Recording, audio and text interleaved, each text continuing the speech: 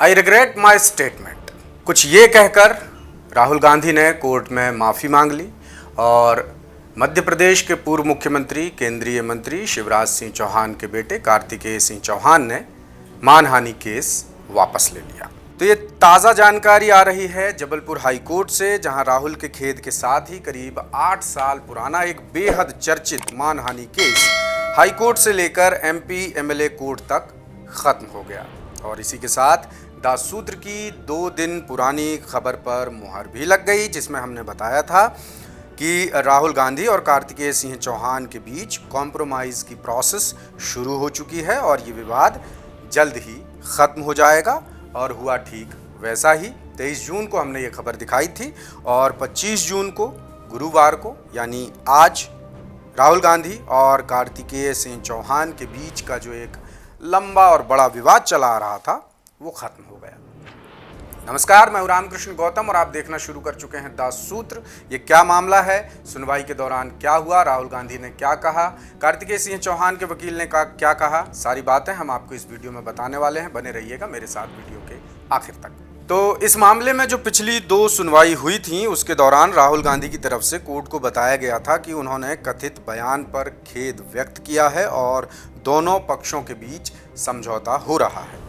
और 23 जून को जो सुनवाई हुई थी उसमें ये समझौता औपचारिक रूप से अदालत के रिकॉर्ड का हिस्सा बन गया था। ताज़ा सुनवाई आज हुई 25 जून को मध्य प्रदेश हाई कोर्ट में जस्टिस प्रमोद कुमार अग्रवाल की सिंगल बेंच में, जिसके बाद हाई कोर्ट में पेंडिंग याचिका का निपटारा हो गया। साथ ही भोपाल की स्पेशल एमपी एमएलए कोर्ट ने भी राहुल गांधी के खिलाफ चल रहे मानहानि केस को खत्म करने के निर्देश दे दिए हैं।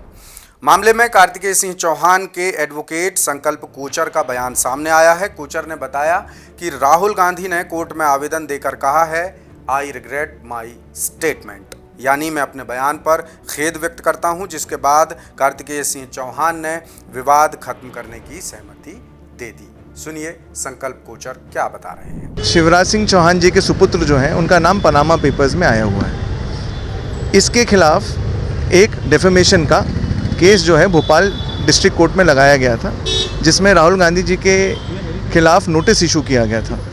उस नोटिस के बाद उनको भोपाल डिस्ट्रिक्ट कोर्ट में प्रस्तुत होने के लिए समन्स इशू किए गए थे और अब उनको कहा गया था कि उनको भोपाल डिस्ट्रिक्ट कोर्ट में अपीयर होना है। उसके खिलाफ वो माननीय उच्च न्यायालय में आए थे, ये कहते हुए कि उनको सुनवाई का मौके दिया बिना नोटिस इशू किया गया और समन्स इशू किया गया है, इसलिए उनको सुनवाई का मौका दिया जाए, उसके बाद ही कोई कार्रवाई की जाए।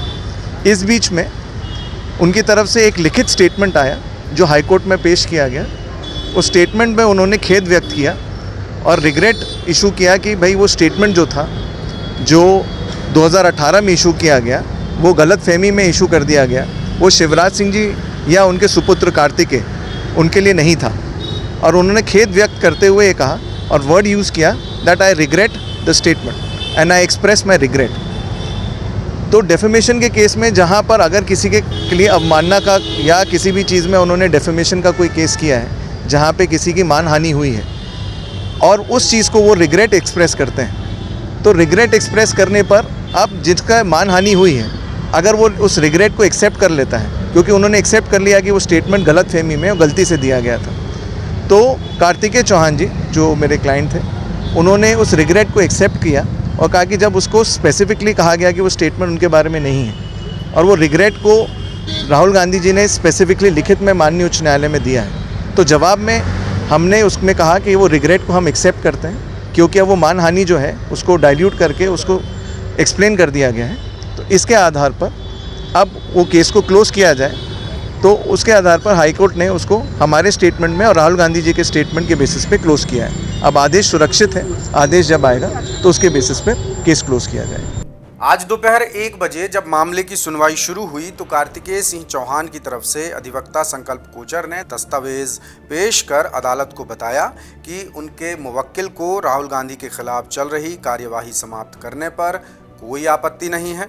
हालांकि जस्टिस प्रमोद कुमार अग्रवाल ने कहा कि दस्तावेज में साफ रूप से ये जिक्र होना चाहिए कि कार्तिकेय सिंह चौहान ने कोर्ट और जिला अदालत दोनों जगह लंबित मामलों को खत्म करने पर कोई आपत्ति नहीं ली है।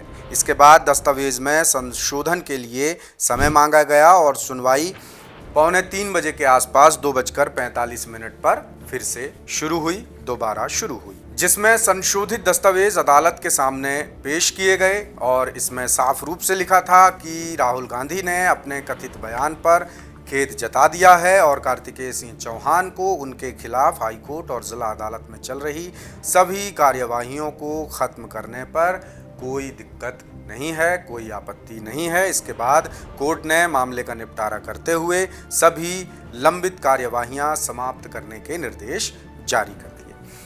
अब ये पूरा मामला है क्या, ये भी समझना जरूरी है, तो चलिए पूरा मामला आपको विस्तार से समझाते हैं। ये विवाद 29 अक्टूबर 2018 को झाबुआ में विधानसभा चुनाव के प्रचार के दौरान राहुल गांधी की तरफ से दिए गए एक बयान से जुड़ा था। राहुल ने पहले क्या कहा था और विवाद बढ़ने के बाद क्या सफाई दी थी, वो वीडियोस भी हमारे पास हैं। तो चलिए सबसे पहले आपको राहुल गांधी के वो दोनों वीडियो सुनवाते हैं जिस पर इस कदर बवाल मचा था।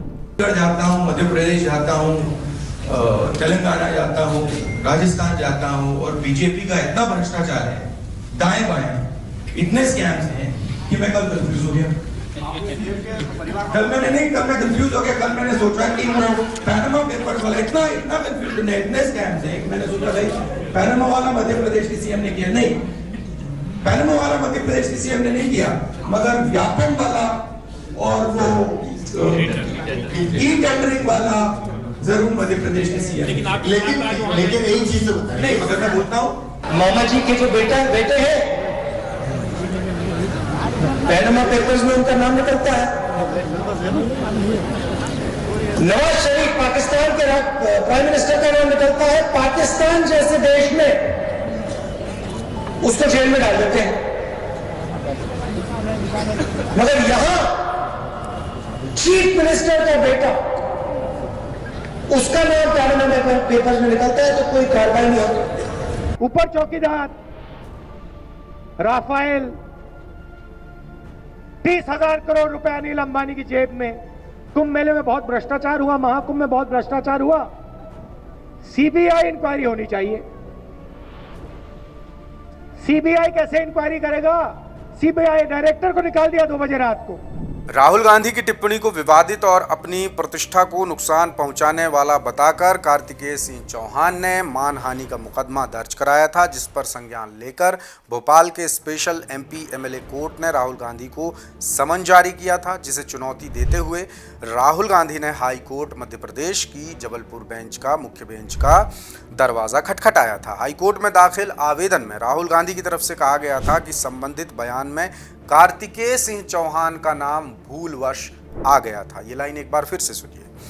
हाईकोर्ट में राहुल गांधी ने जो दस्तावेज जमा किए थे, जो आवेदन जमा किया था, उसमें साफ कहा गया था कि संबंधित बयान में कार्तिकेय सिंह चौहान का नाम गलती से आ गया था, त्रुटिवश आ गया था। आवेदन के मुताबिक उनका संदर्भ छत्तीसगढ़ के पूर्व मुख्यमंत्री के बेटे से था, जिनका नाम पनामा पेपर्स विवाद में सामने आया था। राहुल गांधी ने यह भी कहा कि उन्होंने अगले ही दिन सार्वजनिक रूप से स्पष्टीकरण देते हुए खेद व्यक्त कर दिया था और वो आज भी उसी स्पष्टीकरण पर कायम है। बहरहाल हाईकोर्ट का फैसला अभी रिजर्व रखा गया है, लेकिन ताज़ा सुनवाई के बाद ये पूरी तरह तय हो गया है कि राहुल गांधी और कार्तिकेय सिंह चौहान के बीच चल रही कानूनी लड़ाई का अब अंत हो चुका है। राजनीतिक रूप से चर्चित इस मामले में दोनों पक्षों ने टकराव के बजाय समझौते का रास्ता चुना और आखिरकार 8 साल पुराने विवाद का पटाक्षेप हो ही गया। अब जबलपुर हाईकोर्ट समेत भोपाल की स्पेशल एमपी एमएलए अदालत में भी राहुल गांधी के खिलाफ जो केस चल रहा था वो खत्म हो गया है। यानी राहुल गांधी वर्सेस कार्तिकेय सिंह चौहान मानहानि केस अब खत्म हो गया है। तो ये बड़ी खबर आ रही है मध्य प्रदेश हाईकोर्ट से।